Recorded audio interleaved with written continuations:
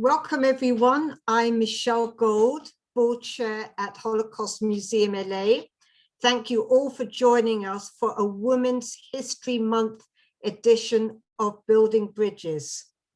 Building Bridges is a monthly discussion series that brings together leaders of community organizations for a conversation about working toward common social justice goals. Today's discussion will focus on how female leadership impacts our communities. We are so pleased to welcome female leaders from each of our 4 partner organizations. Rabbi Leah Sternberg, Manager of Advocacy and Jewish Engagement at Jewish Center for Justice, Dr. Pamela Wiley, Board Member at Los Angeles Urban League, Diana Amaya, Deputy Director of Youth Programs at Hispanas Organized for Political Equality, Hope, and Nancy Yap, Executive Director at the Center for Asian Americans United for Self-Empowerment Cause. The conversation will be moderated by Dan Schnur. Holocaust Museum LA brings you programs like today's discussion at no charge. So if you are enjoying our programs, we ask that you consider supporting our work by making a donation to the museum at holocaustmuseumla.org/donate, or better still, by becoming a member. More information about membership and a complete list of benefits is available at holocaustmuseumla.org/membership. And it is now my pleasure to formally introduce the moderator of today's program, Museum Board Member Dan Schnur. Dan is a professor at USC Annenberg School of Communications, UC Berkeley's Institute of Governmental Studies, and Pepperdine School of Public Policy. Dan, thanks so much for helping us create the Building Bridges program and for serving as moderator today for a very special installment in this series. Well, thank you, Michelle. We're really excited about today's discussion, and I'll ask the panelists to join me, and then we'll get started. So I think this is going to be a really fascinating discussion, and I'm really glad we're taking the opportunity, as Michelle mentioned, to celebrate Women's History Month. So the first question I'll ask of all of you, and Nancy, I'm going to start with you, is Nancy, as we celebrate Women's History Month, I'm wondering if you could take a couple of minutes to talk about what you see are the unique characteristics of successful female leadership. Great, thank you, Dan. Thank you again for having me here today. I'm excited about this conversation as well. And when I thought about or think about this question around unique characteristics, I think for me, part of it is also just saying that we do have different styles of leadership than men do. And sometimes the way we exhibit certain characteristics might look different, but really have the same root and the same value. I say that because sometimes stereotypical views of leadership can seem like they don't include our styles. And I know for myself, for example, I have a little bit more of a softer style of leadership, and I can often think through and want to be more of a consensus person, which sometimes isn't seen as being that kind of lead forward. And I would say that as time has passed, things have changed, and that I do believe that my leadership style is one that can not only help move my organization forward, but help also advocate for my community. During this time, the thing that I'm seeing and I feel is very challenging for women leadership, but also gives us a key opportunity to really lead during this time, is that there is a kind of bringing of work to our home and to our personal lives, a kind of merging of family and professional life, that often we've had to balance. And so during this time, although it is bringing to light some of the challenges of that, it's also enabling us to communicate and lead through some of the things we're seeing in both family and work combining as COVID keeps us working from home. So I'd say that our experience in a very male-dominated workforce, as well as our experience navigating home and the role of being at home, it makes us uniquely positioned to really move forward into the future and what the future of work will look like and how we can bring our whole selves and our leadership styles into that as well. Well, Nancy, thank you so much. You've raised a number of points that I'm eager to follow up with you on, but I think I'm going to restrain myself just for the moment and then come back to you, because I really want to make sure to bring our other guests into this conversation.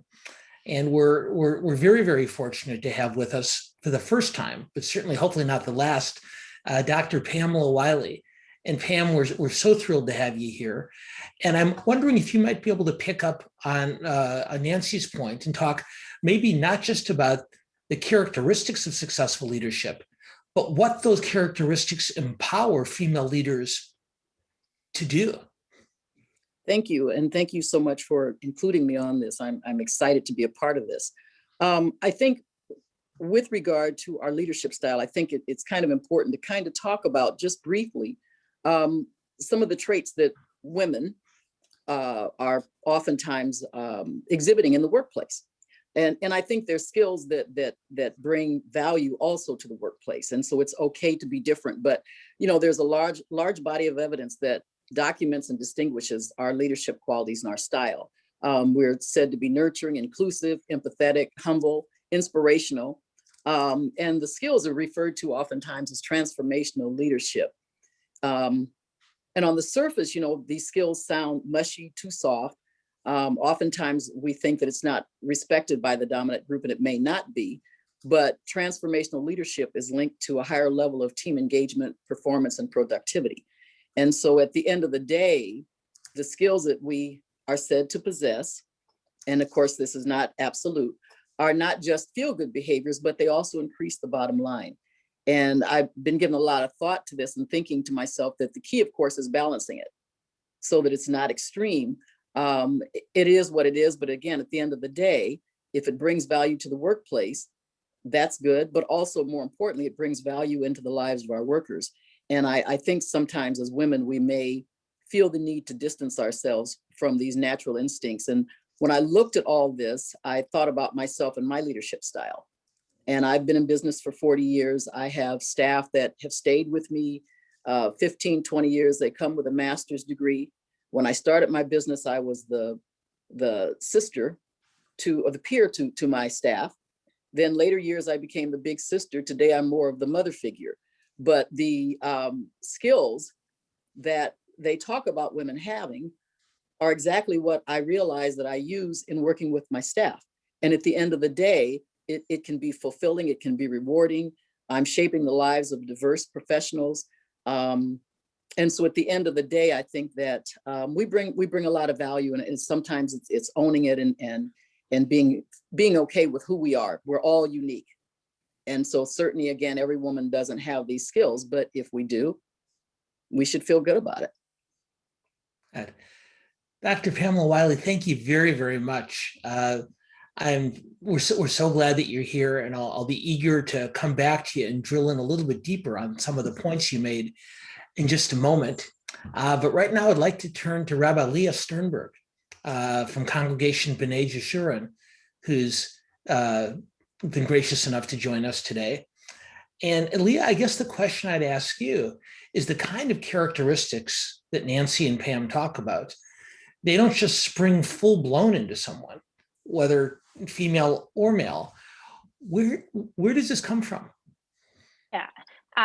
First of all, just thank you again for having me here. I'm so excited to kind of go back to my JCJ roots a little bit, to be able to be on this panel. I'm so glad to be here representing JCJ, and in addition to my congregation. But Yeah, so they don't, it doesn't just come out of nowhere, right? I think that all of our leadership is often a learned experience, whether we've seen mentors or others lead before us, or, you know, based on our own experiences. And I think one thing is that I just want to note that I have a hard time, this might be an unpopular opinion, but I have a hard time categorizing female leadership as one kind of category in a way, in the same way that, you know, I've worked with both excellent female leaders and some that I haven't felt have demonstrated such great characteristics of leadership. So I think that's one thing to note. But that all being said, something that I've been thinking a lot about is that part of where our leadership comes from the history, and knowing that women have historically had to work so much harder to get to a point of leadership. And inherently, at least for me, I'll speak personally, for me, it feels like I'm holding that with me as I'm working towards my own leadership. That it doesn't come from nowhere. It comes from our history. It comes from personal history. It comes from, right, like a national story, a collective female story, and it's right. And also like for me, a Jewish woman, the story of being a Jewish woman, and all the different identities that we hold in addition to being a woman. And that, like, we take that like historical narrative and it builds into who we are as leaders, which I think is a big piece of it. And you know, so much of it is from how we learn from the past, and what characteristics we are pulling out of those past stories in order to be the leaders that we hope to be, or that we are. Well, yeah, I think you make several really important points. But one in particular that stands out at me is that while we are focusing on women leadership today, and the exceptional things, as Pam Wiley was talking about a minute ago, that women leaders can accomplish, a lot of these challenges and opportunities are not unique to women. That said, Diana and Maya, really looking forward to hearing your thoughts on this, because in addition to your work at HOPE, Hispanas Organized for Political Equality, working with young leaders, I know you've spent a lot of time looking at successful leaders, female and male, around the world. And I know you've come to some pretty strong conclusions about what female leaders are capable of. I'm wondering if you might be willing to share some of those thoughts with our audience today. Yeah, absolutely. And I first want to say, echo what everyone has said thus far. And obviously, thank you for having me, Dan. I think there's been a lot of, particularly putting it in the context of the pandemic, there's been a lot of articles and research that suggest that women-led countries have done a much better job at confronting the pandemic. If we look at Germany, for instance, or New Zealand, that didn't have as strict lockdowns, that had a much easier time getting their constituents to kind of heed their guidance on how to combat and how to, I guess, minimize the community spread in their countries. And so I think there's something there. And I think the research has suggested that these women have or possess the traits that Pam spoke to, right? They have empathy, they're humble. They have maybe a lack of arrogance that maybe sometimes men tend to lead with. And so I think those have been suggested as the key to why these women have done so well. But I would also agree with what Leah said, that these traits aren't necessarily unique to women. I would actually venture to say that these traits are a big reason why Joe Biden won presidency here, because people wanted a change in tenor. And so I don't think they're unique to women. I think women just tend to lean into them when they are leading. And I would also say that, interestingly enough, these countries are a little bit more progressive than our country is. And I think obviously case in point is that they have had female heads of state, whereas we have not, although, you know, we have a female VP, which I think collectively all really excited about.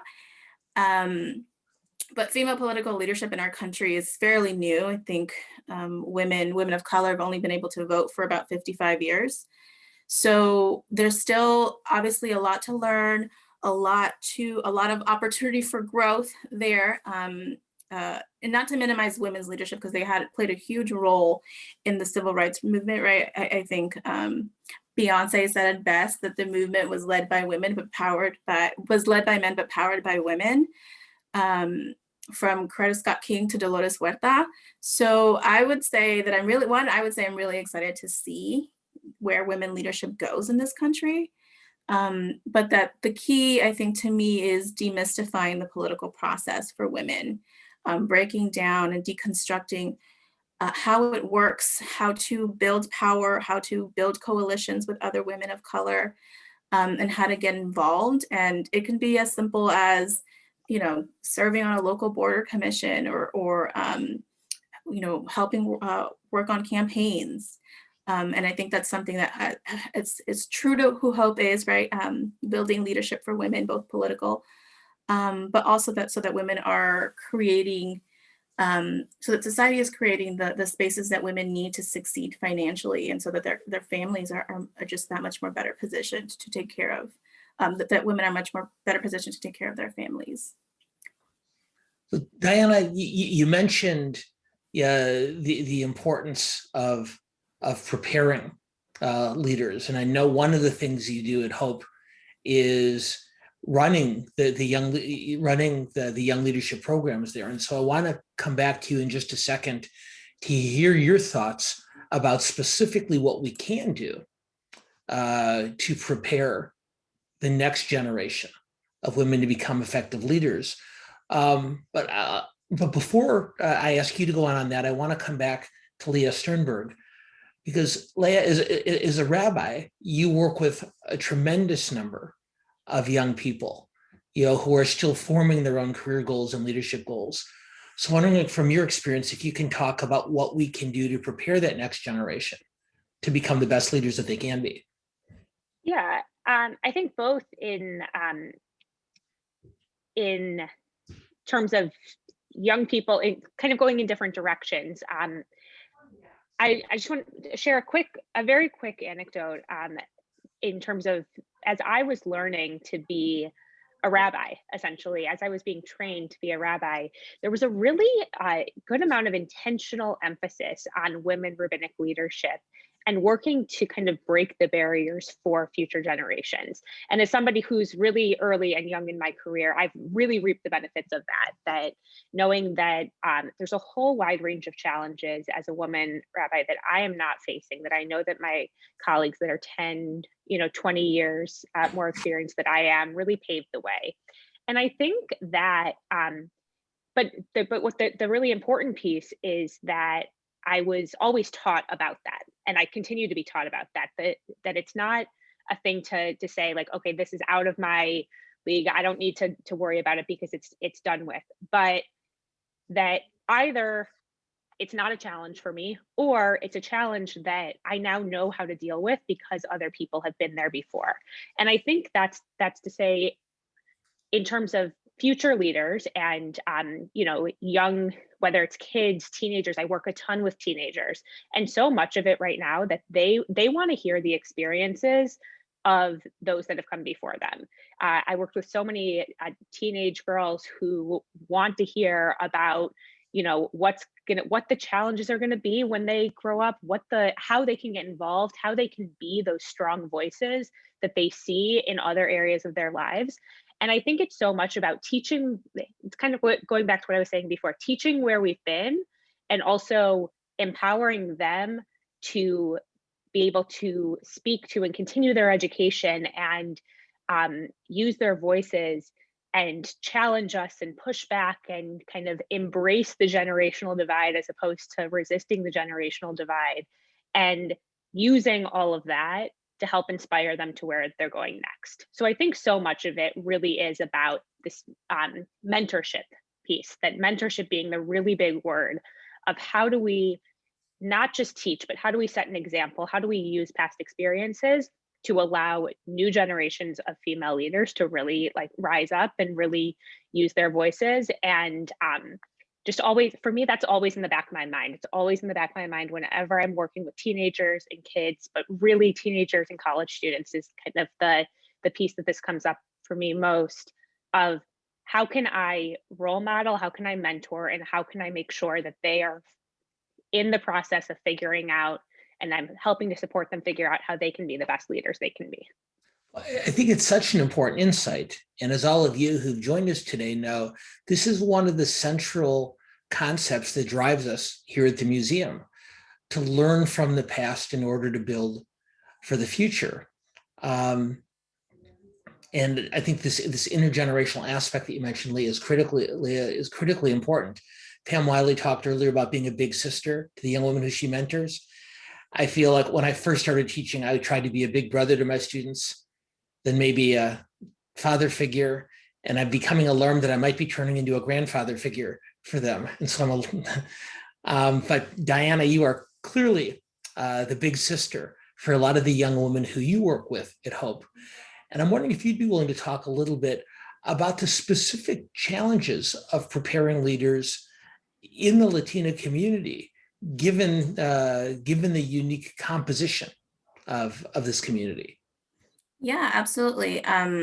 I would, let me just remind you, and I know you know this, Dan, but Hope's goal as an organization is to achieve the political and economic parity of Latinas.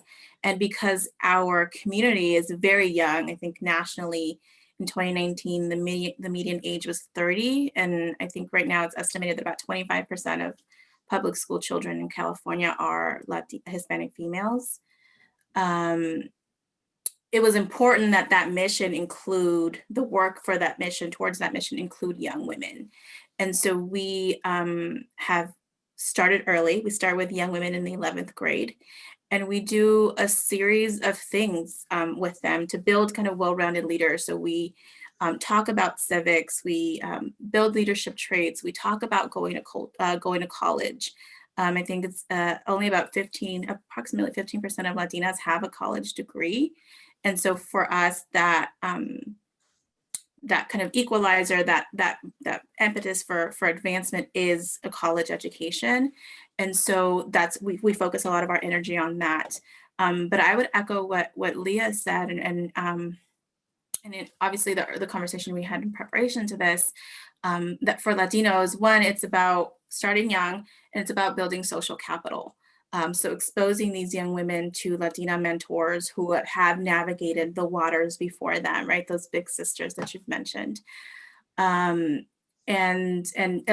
building, kind of just making it just a tiny bit easier for the generation that's coming up behind us, so that they can, if they're interested in what we want everyone to be interested in, community involvement, right? And in making their communities better. But that if they're interested in going into politics or policy, if they're interested in going into corporate America, that they have a pipeline of women that they can look up to that can help them navigate those waters, because our community trends very young, and because we don't have maybe the same social capital that other communities have.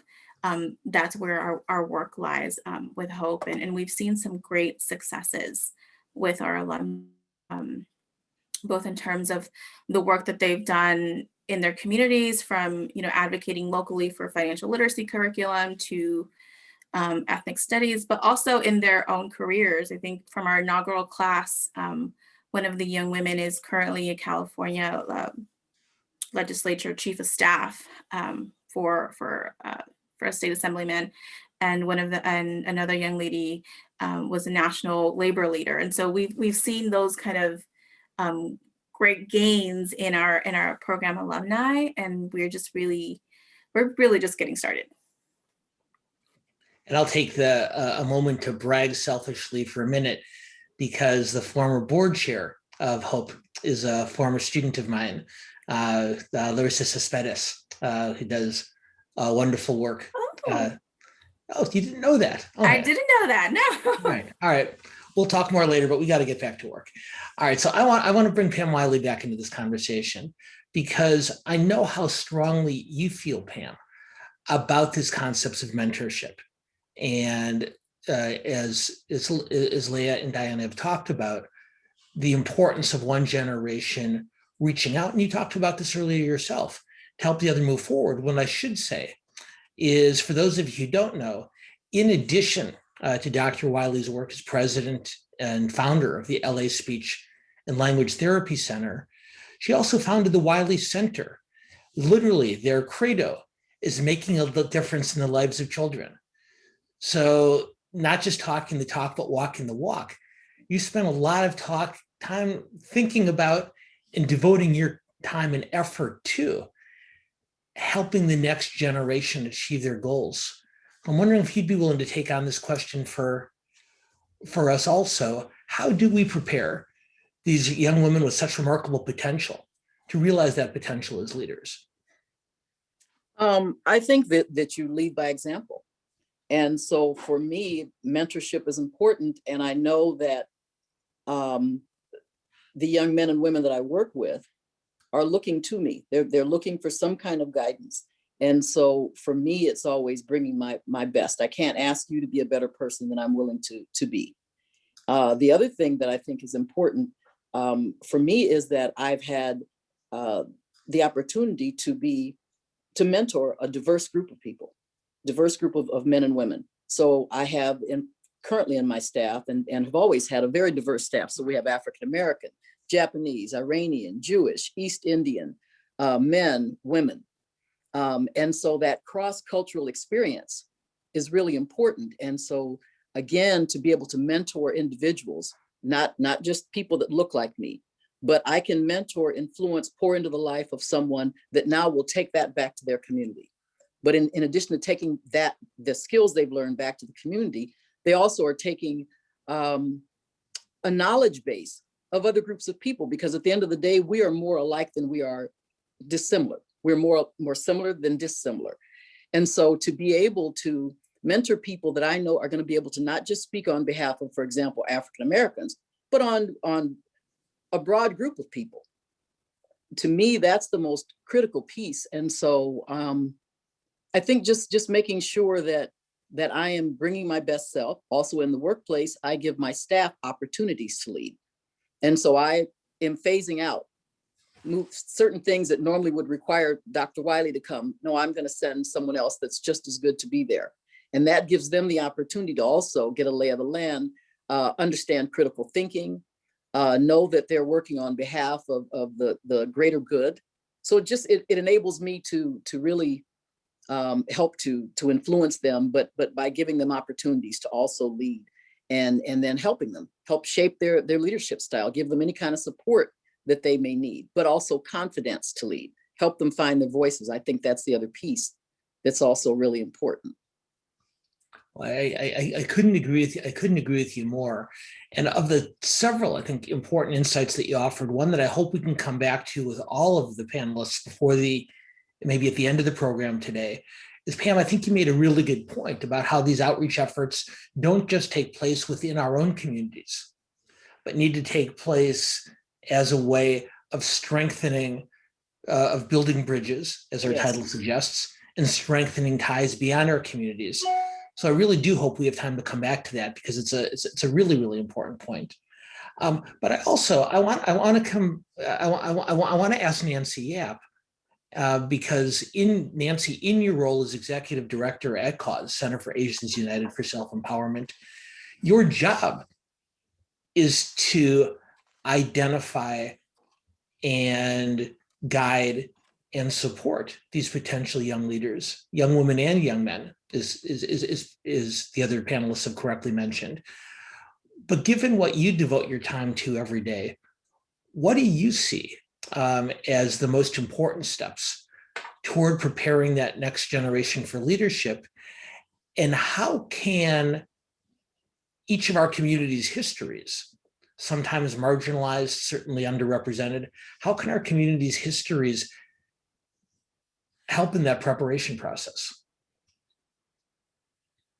Sure. I think that, and speaking from an Asian and Pacific Islander lens for myself and for our communities, when I think about how we advocate and what we think through in terms of next generation, Some of what was mentioned already around mentoring and preparation is important.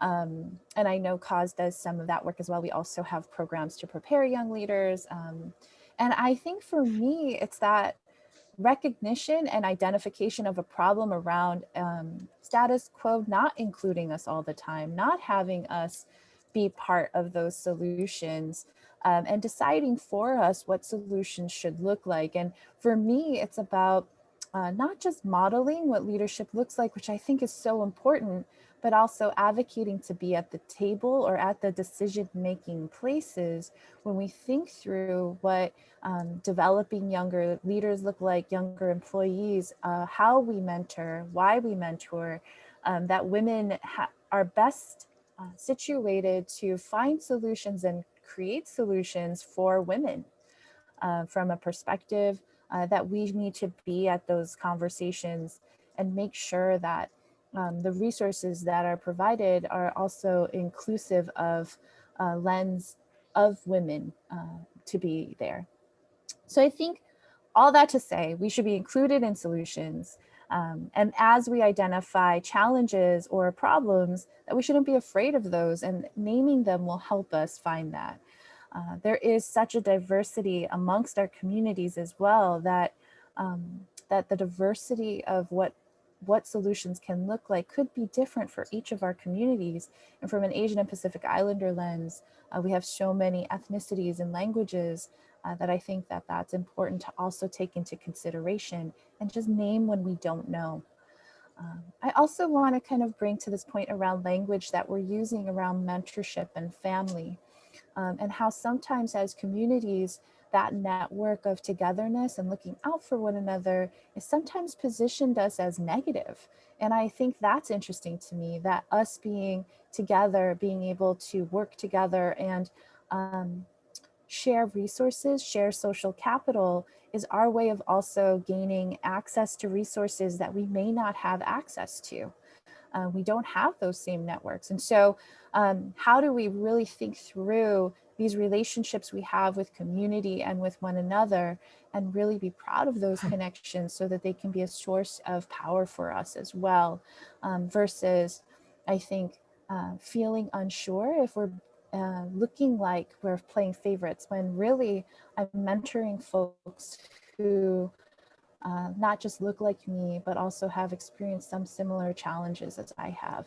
And that's a great grounding for any type of mentorship. So just kind of naming some of those things that we face as women of color. Thank you, Nancy. And just as a reminder to our audience today, we've had some very smart comments in the Q&A box, but if any of you have any questions for our panelists, please feel free to type them in, and I'll do my best to integrate them into our conversation. But what I'd like to do right now before that is to come back to Pam Wiley if I can. And Pam, you began to do this a little bit earlier in your previous answer, but I'd ask you to look even further ahead, even further forward into the future. And I'm wondering if you could tell us what you see is the greatest challenges you see where women leaders can make a difference going forward.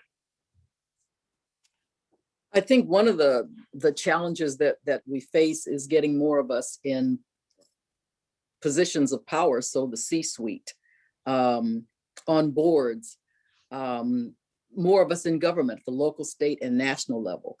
I think that's a real challenge, but somewhere where I think if we are allowed to participate, we can, not even allowed to participate, but if we get in those positions, then I think we can then speak for our communities, speak for on any number of causes, but we will have a voice. So that to me is important. Also, I think another challenge is just the notion of entrepreneurship, female entrepreneurs. Being an entrepreneur, having been one, I'm able to chart my own course. I'm able to lead in my own way.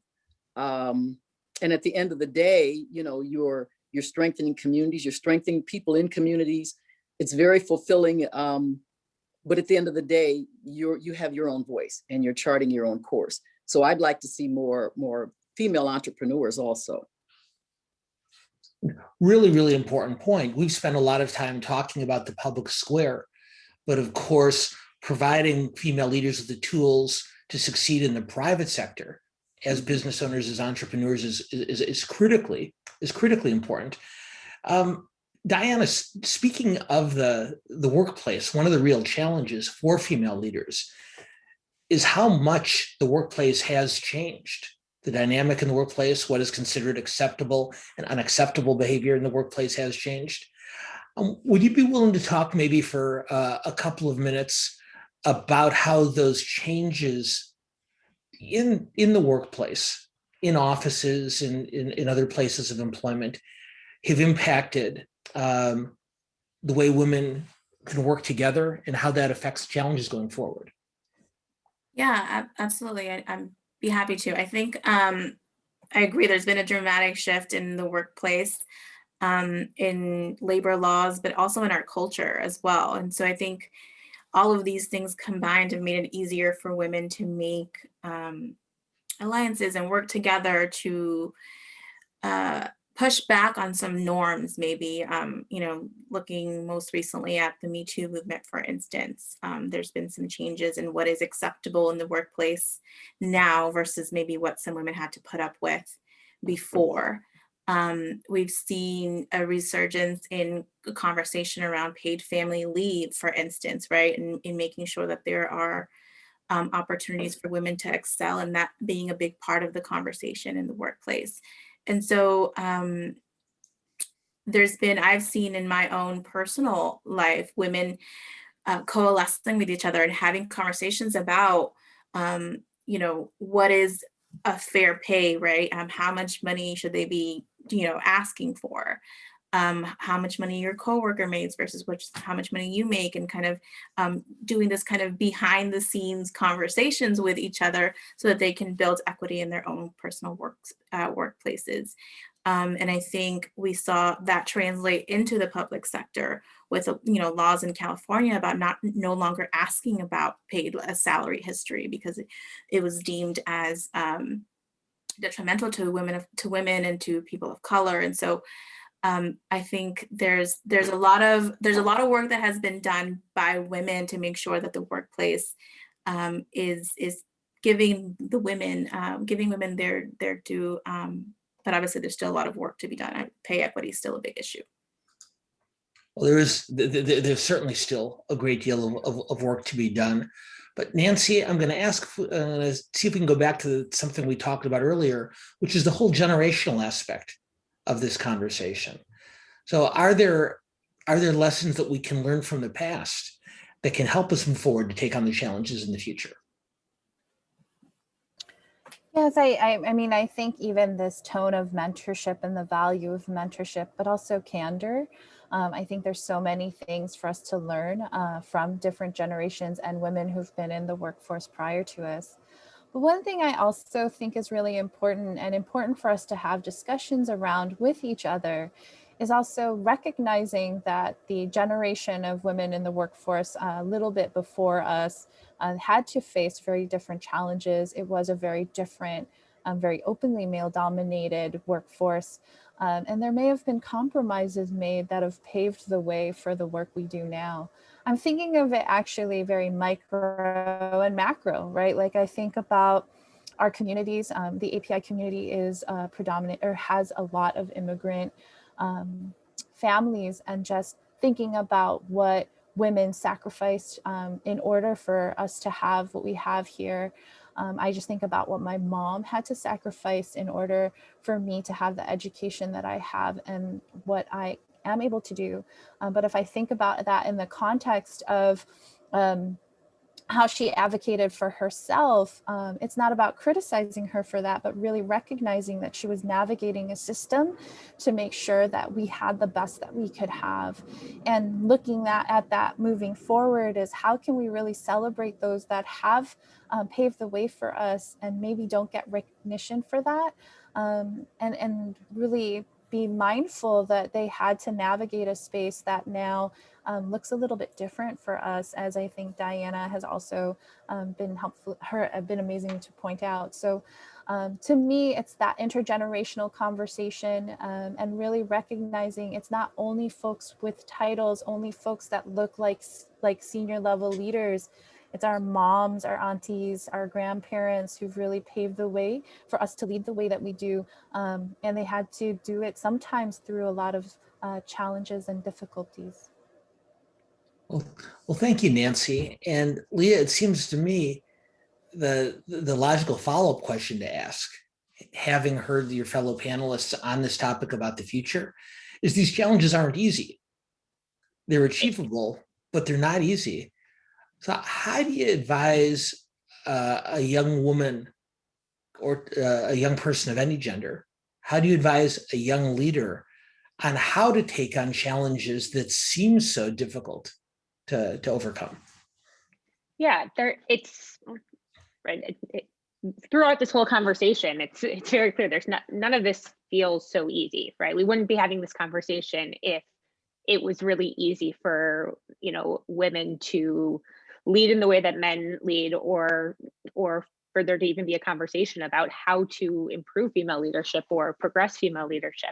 So it is hard, and so much of it, I think, has to do with this this idea of inner strength and inner voice. I think that it's how we pass on, and like bringing in the conversations about mentorship, bringing in the conversations about younger generations, and about learning from the past, how we pass on not just the skills, but also the inspiration. You think about all of these moments of, the visuals of really powerful women and what they look like, but imagining what's going on inside for them, I think is such a powerful exercise to see a really powerful and incredible and cool woman speaking, and the words coming out are beautiful, and the confidence radiating might be beautiful, and also like what is going on inside that gives her all of that. And you can come up with so many like famous speeches, so many monumental moments of that. Think back to the inauguration, all moments like that where you're like, what's going on inside? And that feels like an exercise that I have done before, that I have suggested to younger women to do before, to think about what inspires us and what strength can we pull that allows us to lead in that way. So much of it is so internal.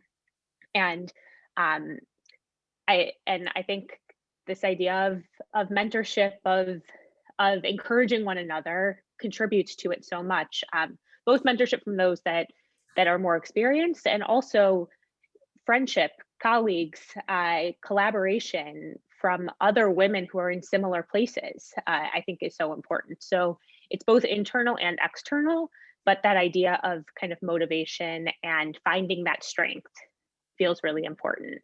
And then the other piece of it being that external piece, that how are we working together? How are we motivating each other? How are we connecting and creating communities of women who care for one another, who encourage one another, who want to learn together and grow together, and progress this idea of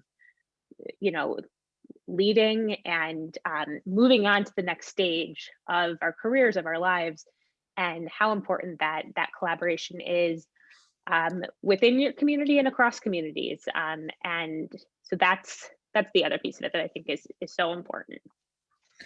You reference the cross-community aspect of this, and Pam talked about this a little bit earlier as well. So Diana, let me ask you, and it's a question I'll ask the others to take on in just a moment. Can you talk a little bit about the importance of that cross-community work and what can be done, what female leaders in particular can do to help strengthen the bonds between our various communities? We've talked a lot about preparing leaders from within each of our own communities. Pam did mention earlier that the benefits of reaching beyond, beyond our own base to help others as well. But what can female leaders do to help strengthen the bonds that can tie our communities closer together to take on these challenges, these very important challenges, in a coordinated and cohesive way? Yeah, I think Dr. Wiley said something really important that stuck with me. She said, we have more in common than we have differences. And it made me think back to one of my favorite events that Hope did before the pandemic, obviously, is we would bring young people together of different backgrounds and obviously male and female for like a youth round here in Los Angeles. We partner with a local organization. A couple of times we did it with Community Coalition. And we'd bring young people together to talk about issues that were important to them. And to see these young people talk to each other, talk about their experiences, and talk about the values that they shared, they weren't all that different from, you know, Latinx students to African American students or any of the other groups of students that we had. And so I think it's about having those spaces where young people or, you know, people in general can come together. It's finding where there's commonality. What issues do we care about? And a lot of that is in community, right? A lot of people, a lot of our communities are diverse. And how do we reach out to our neighbors? How do we have those conversations to make sure that the needs in our community are being met? I specifically work with young people. So that's the lens that I can bring to it. And I will like to say, the issues of equity and race have been at the forefront of public discourse over the last year, and obviously the pandemic as well. But I do truly believe that young women and young women of color are particularly positioned to move the needle in those issues, talking about equity in healthcare, equity in education, equity in poverty, and in moving the needle to make changes in police reform, for instance. And so that's the community that I work with is young people. I've seen them kind of work cross collaboratively with other communities to think about how to improve their neighborhoods, how to improve their schools. And so the values are there. It's about creating those opportunities for young people to start working on kind of building the society that they want to live in. Thank you, Diana. And I'm particularly struck by the event that the event that you talked about, because it's a perfect way of building bridges, of strengthening ties between our communities. One of the questioners asked how organizations work to accomplish just this sort of goal. And what I will tell you is we've actually begun conversations between our groups about each one of our groups already has a young leaders program that they run of the type that Diana mentioned. Cause and Urban League and Jewish Center for Justice do as well. We've begun conversations about doing a joint leadership program for graduates of our own leadership trainings so that they can take more advanced leadership guidance, but do it side by side with leaders from other communities. Another question we've received, and Pam, this one is directly to you. The question comes in, how can all women, emphasis on all, how can all women help eliminate the anti-Blackness that is often prevalent in feminism and womenism today? You talked earlier about building bridges between the communities. This is clearly an important challenge. And that's an interesting question. I would think one of the things that we all need to do is to make a concerted effort, a conscious effort to really connect with someone else, not on the surface, but really get to know other people. And once you really know other people, it's hard to even sit in a room when you hear someone make a disparaging comment about another group. You know, if I don't know you and someone says something negative, it's okay, it is what it is. But if I've actually had an experience and not letting one negative experience define my entire experience, if I've actually had that contact, it's really hard to sit back and go along with negative any negative comments about groups of people. You know, it's like being the person that speaks up in the room when everybody's making a racial joke. Inappropriate, it could be funny, a funny punchline, but at the end of the day, being willing to say that it's not appropriate. So I would just think that it just requires all of us getting to know each other and being open and receptive. And also, as I continue to say, we're all in this together and we can rise. We're stronger together than we are separate. And so if we keep that in the back of our mind, then it seems like, I think that's going to really make that difference. And also even for our children. Now, I'm a mother. My children are now young women, but I always made opportunities for them to be around a diverse group of individuals. They were never in any one group. So my kids are comfortable in any setting with anybody because their experiences have been good. So I think that also is important, is providing opportunities, just like I think it was Diana might have mentioned, bringing the kids together from different racial groups so they can sit and talk and realize, gee, I have the same concerns that so-and-so has. We're not that different.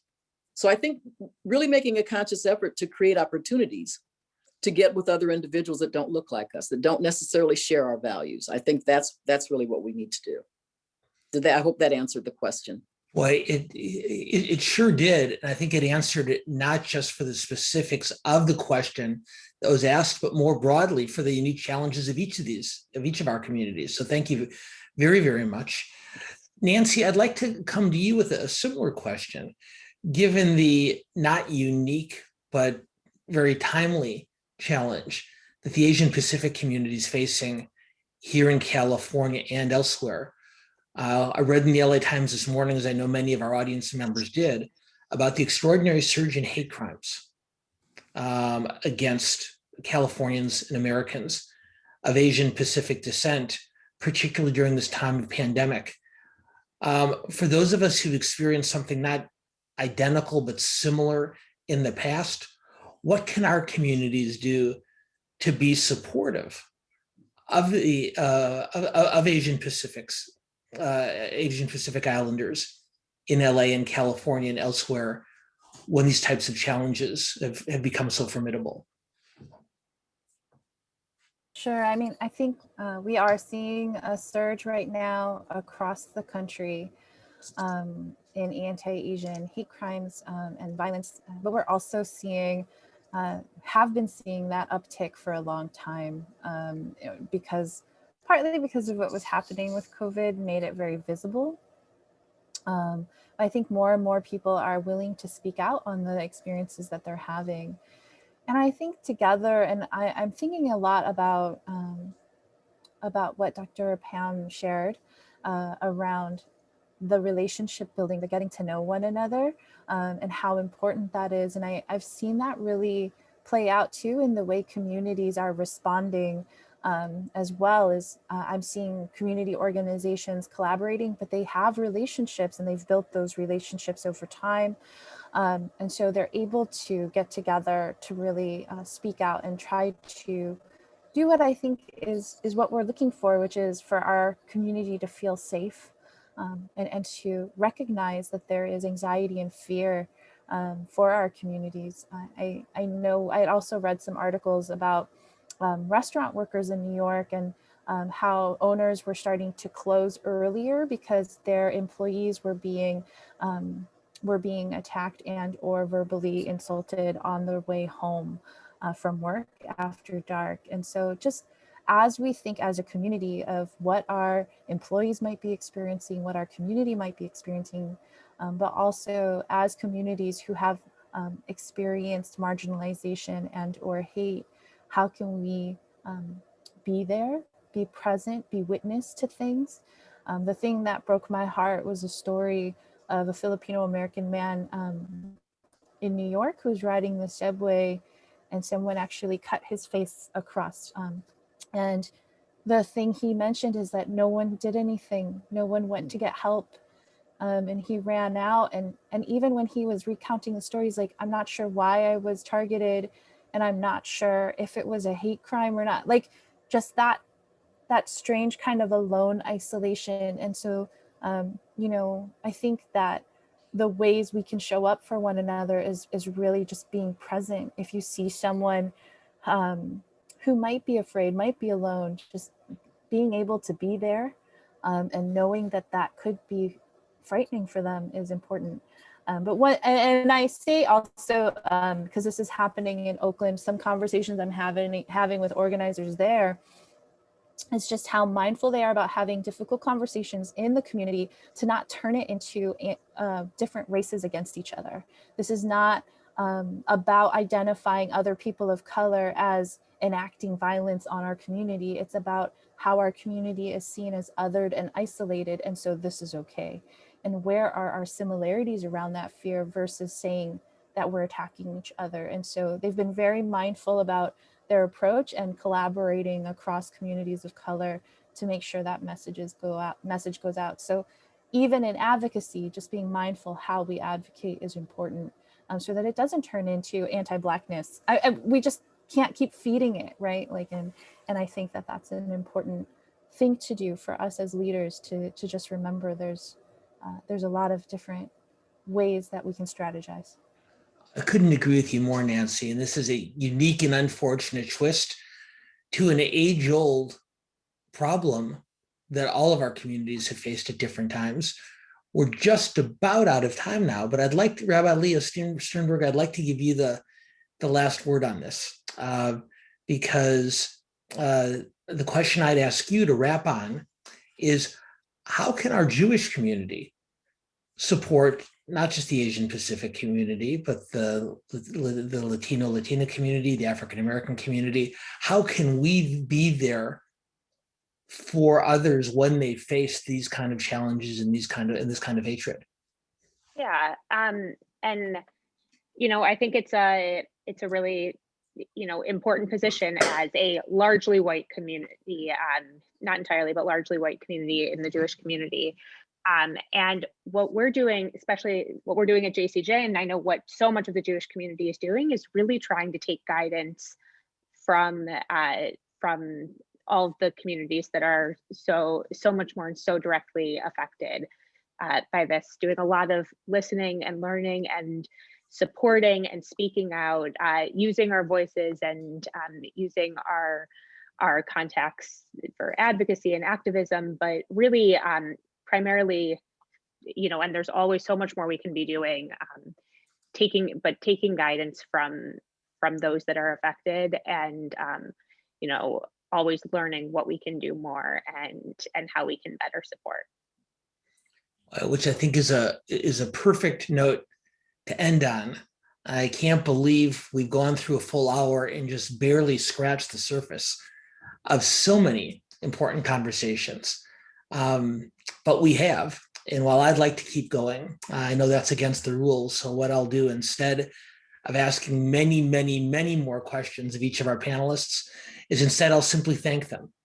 And so I want to thank Rabbi Leah Sternberg, who's here on behalf of the Jewish Center for Justice, Dr. Pamela Wiley, who's here on behalf of the Los Angeles Urban League, Diana Amaya, who's here representing HOPE, Hispanas Organized for Political Equality, and Nancy Yap, who's here as the voice for the Center for Asians United for Self-Empowerment.